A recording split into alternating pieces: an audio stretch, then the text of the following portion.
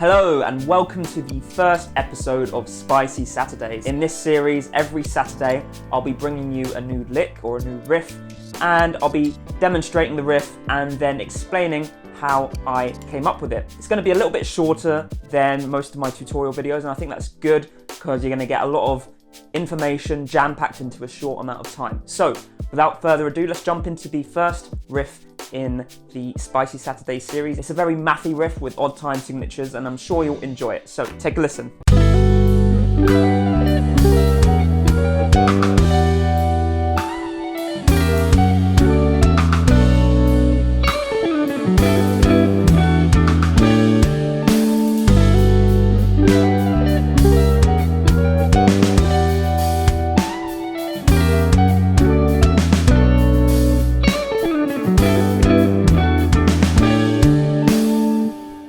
Okay, so let's jump straight into the explanation of this riff. So let's talk about the time signatures first. Now, the time signatures alternate between 7/8 and 6/8.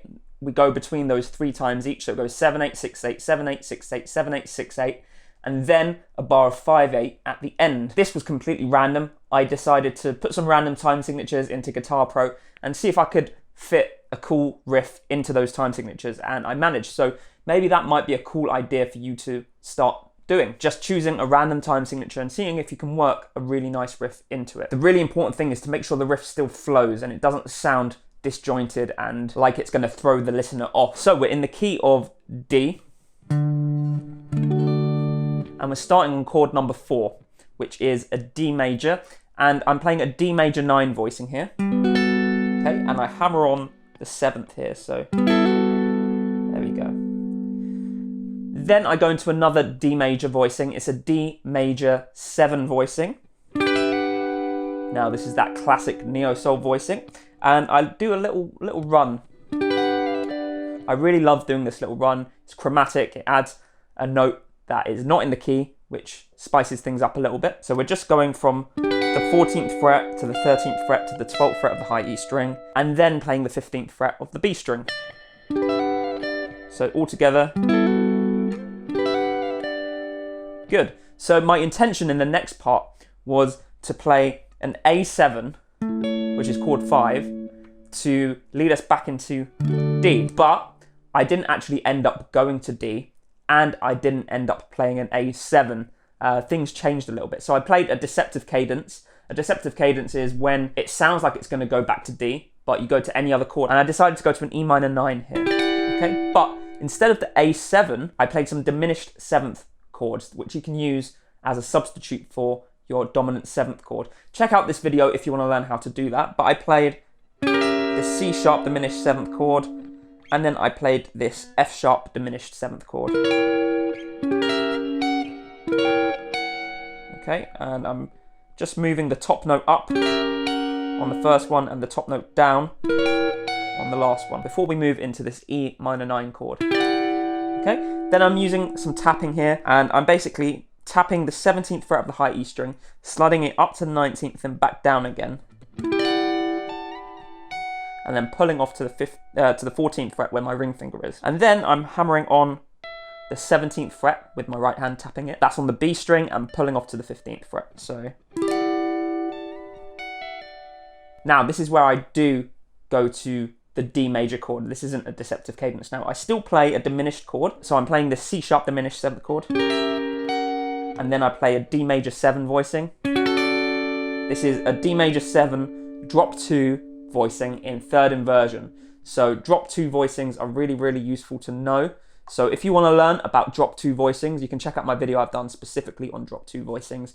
They're really, really, really going to massively help your fretboard knowledge and freedom to express yourself on the fretboard wherever you are. So I'm playing this D major 7, then playing the 12th fret of the high E string, and that sort of turns this into a D major 9 sort of voicing. And then we're going to a B minor 9 voicing. Okay, so it's the same as the E minor 9 voicing, but down with the root note at the B on the D string, which is at the 9th fret. Then I play this really speedy run. So I'm just playing 9, 10, 9 on the high E string, 10 on the B string, 9 on the G string, then moving down to the 7th fret, sliding it, and then playing 11/7 on the D string, and then 9 on the A string. Now there's no real method to that run, I just kind of played notes that sounded nice to me. And this last note here, this F sharp, leads really nicely back into G, and we're going to play this G major 9 again. Okay, so from this G major 9, we play this little double stop afterwards. Then we move to an E11 chord. Okay, and this E11 is a secondary dominant to the next chord. We play this E11, play this double stop at the 12th fret of the A and D strings. And as I said, it's a secondary dominant, so we're resolving down a 5th. So this E resolves down to A. We're playing this A voicing here. And I can't remember the exact name of it right now, so it will just be in the chord chart that you can see down there. We're playing 12, 12, 12, 14, hammering on the 15th fret of the B string, and then tapping the 17th fret of the high E string. That is the entire riff. So hopefully you got some good nuggets of information from this video and you can start applying these principles to your own playing. If you like the riff, then I'll be releasing this as part of my second single. My first single is yet to come out, but my second single, this little passage will be in it. So keep an eye out for that. It's probably going to be a while. And if you enjoyed the video, click like. Let me know what you thought in the comments. Do you like this series idea? Do you want to see more of these? Subscribe to the channel if you haven't done so already. I don't know what you're doing if you haven't subscribed. Lots of great info on this channel. Lots of awesome lessons. Now, if you're looking to improve your chord progressions, take them to the next level, I've written a book called Chord Charisma, which will help you do just that. I'm offering the first 2 chapters of the book for free. All you got to do is head to the link in the description and you can download it there. In those first 2 chapters, I'm going to show you how to write a basic chord progression with the 7 chords in our key, which order to put those chords in, and then from there I'm going to show you how to extend those chords to make the chord progression sound more sophisticated, so using 7ths, 9ths, 11ths, 13ths, that kind of thing. If that sounds like your kind of thing, then make sure you head down there, download it, it's completely free, and I will see you in the next video. Have a good one.